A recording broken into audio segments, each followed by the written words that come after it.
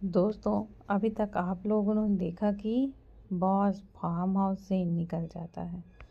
थोड़ी देर में उसकी गाड़ी एक छोटे से घर के बाहर आकर रुकती है। बॉस उस घर को देखकर कुछ देर तक किसी के ख्यालों पर गुम हो जाता है। अब आगे फिर गाड़ी से निकल के उस घर के अंदर चला जाता है। वो सीधा एक रूम में जाता है। उस रूम में चारों ओर एक लड़की की तस्वीरें लगी हुई थी। कोई रोती हुई तो कोई हंसती हुई। किसी में वो एक लड़के के कान खींच रही थी, किसी में आइसक्रीम खा रही थी। बॉस उन तस्वीरों को छू के बोलता है, क्यों छोड़ के चली गई तुम? जान मुझे, ये महीर अकेला है तुम्हारे बिना। हर रोज पल पर मर रहा हूँ तुम्हारे बिना। आ जाओ मेरे पास। अब तो तुम्हारे बिना सांस लेना भी मुश्किल हो चुका है। हर रोज हजारों मौत मर रहा है तुम्हारा ये महीर। पता है तुम्हारे बिन ये दुनिया भी बेगानी लगती है। मैंने सब छोड़ दिया है, अपना घर, अपना भाई, अपने डैड को भी छोड़ दिया। मैं पहले मॉम मुझे छोड़ के चली गई, उसके बाद तुम भी चली गई। मैं जानता हूँ कि भाई और डैड मुझसे बहुत प्यार करते हैं, लेकिन उसके पास जाने की हिम्मत ही नहीं हो रही है मेरी। किस मुँह से जाऊँ उनके पास? क्या बोलूँगा उन्हें कि मैं तुम्हारी हिफाजत नहीं कर पाया? इतना बोल के महीर वहीं बैठ के उस फोटो को सीने से लगाकर फूट फूट कर रोने लगता है। वहीं दूसरी और मुंबई में एक लड़की एक अनाथ आश्रम में बच्चों को डांस सिखा रही थी। उस लड़की की आंखों में एक अजीब सा खालीपन था। चेहरे पर मुस्कुराहट लिए वो दिल में लाखों दर्द छुपाए हुए थी। तभी उस लड़की के पास एक आदमी चलकर आता है और फिर बोलता है, मानवी बेटा, तुम्हारे लिए गुड न्यूज़ है। तो मानवी पूछती है, क्या गुड न्यूज़ है अंकल? तुम्हारे इंडिया जाने का बुलावा आया है। तुम कल ही इंडिया जा रही हो। जितने भी झूठे इल्जाम तुम पे लगे थे वो सब कुछ खत्म हो गए हैं। अब तुम उसे ढूंढने के लिए जा सकती हो। वो आदमी बोलता है। उस आदमी की बात सुन के वो लड़की बोलती है, आप सच बोल रहे हैं ना अंकल? इसका मतलब मैं अब अपनी मिही को ढूंढ सकती हूँ। मुझे पता है कि वो भी मुझे ढूंढ रहा होगा। वो आदमी वहाँ से चला जाता है बाकी के अरेंजमेंट करने को। वहीं मानवी अपने रूम में आकर अपना सामान पैक करने लगती है। वह अपने आंसुओं को पोंछते हुए बोली, मिही, मैं आ रही हूँ तुम्हारे पास। वहीं दूसरी ओर इंडिया में शाम को जब अक्षत और उसके दोनों यार कम भाई ज़्यादा घर आते हैं और सीधा सीधा अपने रूम में चले जाते हैं फ्रेश होने के लिए। अक्षत अपने रूम में जाकर सीधा वॉशरूम में ही घुस जाता है। थोड़ी देर के बाद वो शावर लेके बाहर आता है और अलमारी से अपने कपड़े निकालने लगता है। लेकिन अचानक ही उसकी आंखें गुस्से से एकदम लाल हो जाती हैं। वो जोर से चिल्लाता है, बीबी! अक्षत की इतनी तेज आवाज़ और इतने गुस्से में थी कि सबकी हालत खराब हो जाती है। कुमकुम जो दादी और सना और अपनी दोनों दोस्तों के साथ फंक्शन के बारे में डिस्कशन कर रही थी, उसको धक्का लगता है और वो खाने लगती है। तभी राज और कबीर की भी आवाज़ आती है, जो जोर जोर से चिल्ला रहे थे, जिया छाया। उन तीनों की इतनी भयानक आवाज़ से तीनों ही लड़कियों की हालत खराब हो रही थी। तीनों उम्मीद भरी नज़रों से दादी की ओर बस देखे जा रही थी। क्योंकि वह ही थी जो उनको उन राक्षसों से बचा सकती हैं। दादी उन तीनों को मुस्कुराकर देखती हैं, फिर अपनी कठोर आवाज़ में बोलती हैं, खबरदार, जो किसी ने भी उन तीनों पे थोड़ा भी प्यार बरसाया तो मुझसे बुरा और कोई नहीं होगा। तुम तीनों अपने अपने रूम में जाओ, मैं जाता हूँ, उन नालायकों को देख के आती हूँ। दादी की बात सुन के वो तीनों अपने अपने रूम में चले जाती हैं। दादी सबसे पहले अक्षत के रूम में जाती हैं और बोलती हैं, तुझे क्यों भैंस की तरह चिंघाड़ रहा है? अक्षत पहले तो अपनी दादी की ओर वह घूर के देखता है और फिर वह सोचता है, ये हुआ क्या है दादी को, जो उन्हें अपना इतना प्यारा पोता भैंसा दिखाई दे रहा है। अक्षत अपने दिमाग के सारे ख्यालों को झटक कर बोलता है, दादी कुमकुम कहाँ है? उसका सामान भी यहाँ नहीं है, लेकिन अगर ये कहीं जाती तो मुझे बता तो देती। फिर आज वो बिना बताए कहाँ गायब हो गई। दादी अक्षत को जवाब देते हुए बोलती हैं, कहीं गायब नहीं है वो, शायद तुम तीनों ने मेरी बात सुबह से ध्यान से सुनी नहीं।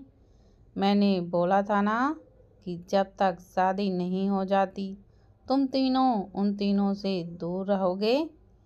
दादी की बात सुन के अक्षत का दिल, कलेजा, किडनी, फेफड़ा सब कुछ बाहर आ जाता है। वो खुद को संभालते हुए बोलता है, आप ऐसा कैसे कर सकती हो दादी? मेरी तो शादी हो चुकी है, फिर आप ऐसा कैसे ही कर सकते हो? और ज़रा सोचो कि वो मुझसे दूर रहेगी तो आपका प्रमोशन कैसे होगा? दादी अक्षत की बातों को सोचती है, फिर अचानक उसके सिर पर मारते हुए बोलती है, इतने दिन से तो तेरे साथ ही थी, तब तो तूने बड़े तीर मार लिए। ये बेवकूफ़ अपने बाप को बनाओ जाकर, मैं तेरे भी बाप की अम्मा हूँ, समझे? दादी अपना फरमान सुना के वहाँ से चली जाती हैं। वहीं बेचारा अक्षत बेचारा सा मुँह बनाकर रह जाता है। कबीर और आज भी देवदास बने हुए बैठे थे। थोड़ी देर में तीनों एक जगह इकट्ठा होके प्लान बनाते हैं और अपनी अपनी पारों के पास जाने का। थोड़ी देर में सब लोगों का डिनर के लिए आते हैं तो दादी उन्हें फिर से वहाँ डायलॉग रिपीट कर देती है। उन्हें तो ये भी बोल दिया था कि अगर किसी ने भी उनकी बात टाली तो वो शादी की डेट को आगे खिसका देंगी। दादी की बात सुन के तीनों लड़कों की तो सिट्टी पिट्टी गुम हो जाती हैं। वहीं उनकी हालत देख के तीनों लड़कियां बस अपना मुंह दबाए हुए हंसे ही जा रही थीं। डिनर के बाद सब लोग अपने अपने रूम में चले जाते हैं। सब अपने अपने रूम में जाकर सो जाते हैं। अक्षत तो बेचारा बिन पानी मछली की तरह फड़फड़ा रहा था, क्योंकि इतने दिन में उसे कुमकुम की आदत सी हो गई थी।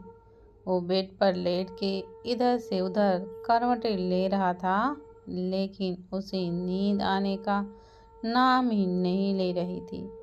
वो कुमकुम के तकिए को उठा करके अपनी बाहों में भर लेता है और फिर सोने की कोशिश करने लगता है, लेकिन कोई भी फायदा नहीं होता है, क्योंकि वो ना तो उस तकिए को किस कर सकता था और ना ही कुछ और। जब उससे और बर्दाश्त नहीं होता तो वो उस तकिए को छोड़ के रूम से बाहर की ओर चला जाता है और कुमकुम के रूम के बाहर पहुंच जाता है। ऐसी ही कुछ हालत कबीर की थी। कबीर छाया को कॉल करता है। छाया कॉल अटेंड करके हेलो बोलती है। सामने से उसे कबीर की ऑर्डर देने वाली आवाज़ आती है, जो कि बोल रहा था, जाने मन, तुम यहाँ आ रही हो या फिर मैं आऊँ? मैं नहीं आऊँगी और आप भी नहीं आएंगे। आपने शायद ठीक से सुना नहीं है कि दादी ने क्या बोला था कि हमें शादी तक दूर ही रहना है। छाया कबीर को जवाब देती है।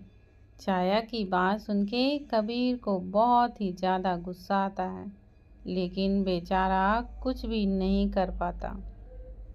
अचानक ही कुछ सोच के उसके फेस पर एक छोटी सी स्माइल आ जाती है और वो कॉल को कट कर देता है। थोड़ी देर में छाया की रूम की बालकनी में कुछ आहट होती है। छाया कुछ बोल पाती कि उससे पहले ही कबीर उसकी बोलती बंद कर देता है। छाया की तो सिट्टी पिट्टी गुम हो चुकी थी कबीर को अपने सामने देखकर, लेकिन बेचारी कुछ नहीं कर सकती थी। एक डीप पेशेंट किस के बाद कबीर उसे छोड़ देता है और उसको पलट के पीछे ही उसे अपनी बाहों में भर लेता है। कबीर अपने हाथों को छाया से पकड़ के अंदर की ओर लेकर चला जाता है। कबीर हर हरकत छाया के रोंगटे खड़ी कर रही थी। कबीर का एक हाथ उसके कुर्ते की ऊपर की ओर जा रहा था, तो वहीं उसका दूसरा हाथ उसकी बॉडी में आग लगा रहा था। छाया की तो पूरी बॉडी गर्म होती जा रही थी। वो एकदम से पलट जाती है और कबीर के सीने पर अपना सिर छुपा लेती है और फिर बोलती है, कबीर प्लीज़। उसकी प्यारी हरकत कबीर के फेस में भी मुस्कुराहट ले आती है और वो कस के उसको अपनी बाहों में भर लेता है और बोलता है, जान फिक्र मत करो, मैं कुछ नहीं कर रहा। थोड़ी देर में वो दोनों भी एक दूसरे की बाहों के दरमियान नींद के आगोश में चले जाते हैं। वहीं जिया के रूम में जिया और राज आराम से एक दूसरे से चिपके सो रहे थे, क्योंकि जिया को राज के बिना बिल्कुल भी नींद नहीं आ रही थी। इसलिए उसने खुद ही राज को अपने पास ही बुला लिया था और राज के लिए ये तो गोल्डन ही चांस था। वो क्यों नहीं सिक्सर मारता। वहीं अक्षत कुमकुम को कॉल करता है, लेकिन वो कॉल अटेंड ही नहीं करती, क्योंकि उसे पता था कि एक बार उसने अक्षत से बात कर ली तो उसको कन्विंस कर ही लेगा। राज का फ़ोन रिंग करता है और वो नींद में ही कॉल को अटेंड करके हेलो बोलता है, लेकिन सामने से आती डरावनी आवाज़ से उसकी सारी की सारी नींद पतंग बन के उड़ जाती है। राज जिया का फ़ोन उठा के कुमकुम को मैसेज करता है, मेरी तबीयत ख़राब हो गई है, मेरी थोड़ी सी हेल्प कर दे। कुमकुम जिया का मैसेज देखते ही चिंता से रूम के बाहर की ओर जाने लगती है। वो जैसे ही रूम का डोर ओपन करती है कि अक्षत उसे वापस रूम में लेकर जाकर डोर बंद कर देता है। अक्षत को देख के कुमकुम को साफ समझ आ जाता है कि ये सब इसका ही करा धरा है, लेकिन अब तो उसकी भैंस पानी में जा चुकी थी। वो जब उसकी मर्जी होगी तभी बाहर आएगी। कुमकुम अपनी सलाइवा को निकलते हुए अपना सिर झुका के खड़ी हो जाती है, जैसे उसने कोई क्राइम कर दिया हो और अब उसकी टीचर उसको पनिशमेंट देगी। अक्षत उसके पास जाकर खड़ा हो जाता है और फिर उसे देखकर बोलता है, बीबी सिर झुकाने से कुछ नहीं होगा, गलती की है तो तुम्हें इसकी सज़ा भी मिलेगी और तुम्हारी सज़ा ये है कि। फिर उसके कान के पास जाकर बोलता है। अक्षत की बात सुन के कुमकुम शर्म से पानी पानी हो जाती है और वो बेचारा सा मुंह बनाकर अपना सिर ना में हिला देती है, लेकिन अक्षत को कहाँ कुछ फर्क पड़ता था। बीबी, अगर तुम नहीं कर रही हो तो फिर मैं कुछ और ही करूँगा, अक्षत जवाब देता है। कुमकुम के तो दोनों ही ओर खाई थी जिसमें गिर के उसको मरना ही था। वो धीरे धीरे आगे बढ़ती है और उसका काम करने लगती है। कुमकुम ने अक्षत के सारे कपड़े उतार दिए थे और वो तो सिर्फ अपने बॉक्सर में ही खड़ा हुआ था। कुमकुम मुड़ के जाने लगती है कि अक्षत उसे रोकते हुए बोलता है,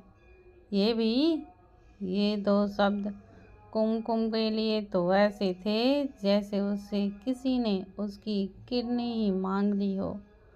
वो हिम्मत करके उससे बोलती है, मैं ये नहीं करूँगी। अक्षत उसकी हालत देखकर अब मुस्कुराने लगता है।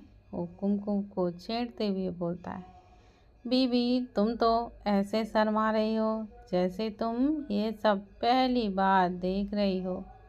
फिर आगे बढ़ के बोलता है, अब मेरी बारी। कुमकुम की आंखें बाहर की ओर आने को हो गई थी। वो सोनी सी शक्ल बना के बोलती है, ये तो चीटिंग है। ये कोई चीटिंग नहीं है बीबी, ये तो तुम्हारी असली सजा है कि आज रात तुम मेरे पास ही सोओगी। अक्षत बोलता है। अक्षत उसे आगे बढ़ करके अपनी गोद में उठा लेता है और उसे बेड पर लिटा देता है और खुद उसके ऊपर आ जाता है और अपनी आंखें बंद कर लेता है। अक्षत ने आज बिना कुछ किए ही बहुत कुछ कर दिया था, क्योंकि फिलहाल सिचुएशन कुछ ऐसी ही थी कि कुमकुम की बॉडी अब पूरी तरह से गर्म हो रही थी। कुमकुम खुद को कंट्रोल करने की पूरी कोशिश कर रही थी, लेकिन जब उससे और नहीं हुआ तो वो हौले से बोलती है, अक्षत। अक्षत को उसकी हालत देखकर बड़ा ही मज़ा आ रहा था, क्योंकि थोड़ी देर पहले ऐसी ही हालत उसकी भी थी। बीवी, गलती की है तो सज़ा भी भुगतो। और इतना बोल के वो उसके माथे पर एक किस करके सो जाता है। कुमकुम की तो नींद ही उड़ चुकी थी, लेकिन जैसे तैसे वो भी सो जाती है। नेक्स्ट मॉर्निंग जब उसकी नींद खुली तो अक्षत वहाँ नहीं था। कुमकुम ने अक्षत की शर्ट पहनी हुई थी। आज ही उसके बगल में एक नोट था जिसमें लिखा था, कैसी लगी है सजा बीबी। कुमकुम उस नोट को पढ़कर एकदम शर्म से पूरी तरह से लाल हो जाती है। फिर थोड़ी देर में रेडी होने के लिए वह वहाँ से चली जाती है। वहीं छाया के रूम में कबीर अब भी सो रहा था। छाया भी उसे नहीं उठाती है और फिर वह रेडी होने के लिए चली जाती है। छाया रेडी होके आती है तो कबीर अब भी सो रहा था। अचानक डोर नॉक होता है और छाया के हाथ से टॉवल छूट जाता है। छाया जल्दी से कबीर को उठाती है और उसे छुपने को बोलती है। कबीर बेचारा आधा नींद में उठ के चेंजिंग रूम में जाकर छुप जाता है, जो वॉशरूम से ही अटैच था। कबीर को छुपा के छाया सब कुछ ठीक करके डोर ओपन करती है तो सामने कुमकुम और जिया खड़े थे, अपने हाथ में एक बैग लेकर। वो लोग अंदर आते हैं और छाया से बोलते हैं, छाया, दादी ने सबको आज साड़ी पहनने के लिए बोला है। हमें पता है कि तुझे नहीं आती पहननी, तू ये कपड़े पहन के फिर हम तुझे भी जल्दी से रेडी कर देंगे। उन दोनों की बात सुन के तो छाया की हालत कुछ ऐसी थी कि काटो तो खून नहीं, लेकिन बेचारी के पास कोई दूसरा ऑप्शंस भी नहीं था। वो चुपचाप चेंजिंग रूम में चले जाती है। अंदर कबीर अपने दोनों हाथ बांधे उसे ही मुस्कुराते हुए बस देख रहा था। उसने उन तीनों की सारी बातें सुनी थी छाया को भी पता था कि उसके सामने आदमी खड़ा हुआ बेशर्मी में पीएचडी करके आया है, तो कुछ बोलना मतलब बेवजह अपनी एनर्जी वेस्ट करना। वो चुपचाप जाके अपना सिर झुका के खड़ी हो जाती है और कबीर उसके पीछे जाता है और अपने हाथों से उसका दुपट्टा हटा देता है और फिर उसके कुर्ते की डोरी खोलकर उसको भी निकाल देता है। छाया अपने हाथों से खुद को कवर करने की कोशिश करती है। कबीर उसके पेट पे हाथ रख के उसे खुद से चिपका देता है और उसके कंधे पर अपने होंठ रख देता है। छाया कस के अपनी आंखों को बंद कर लेती है और हौले से कबीर से बोलती है, प्लीज़ अभी नहीं ना। कबीर भी उसकी बात मानकर उसे ज़्यादा तंग नहीं करता और उसे कपड़े पहना देता है। फिर इसके बाद कबीर वापस से छिप जाता है और छाया बाहर चली जाती है। कुमकुम और जिया उसे रेडी करती हैं और फिर तीनों नीचे हॉल में चली जाती हैं। उनके जाने के बाद कबीर भी वहाँ से निकल जाता है, लेकिन दादी की नज़रों से बचना मुश्किल ही नहीं नामुमकिन है। दादी के चेहरे पर मुस्कुराहट आ जाती है और वो खुद से ही बातें करते हुए बोलती हैं, ये नहीं सुधरेंगे। वहीं दुबई में मानवी इंडिया आने के लिए अपनी फ़्लाइट ले लेती है। उसकी आंखों में आंसू भी थे और एक खुशी भी थी। दोस्तों, मिहिर की जान भी आ रही है, तो आप सबका टास्क ये है कि ये बताओ कि मिहिर है कौन। सब लोग अपना अपना दिमाग लगाओ और सोचो, आखिर मिहिर है तो है कौन। आज के लिए इतना ही, बाकी का कल। तब तक के लिए बाय बाय। अगर कहानी अच्छी लगे तो लाइक शेयर सब्सक्राइब और कमेंट करना आप लोग मत भूलिएगा।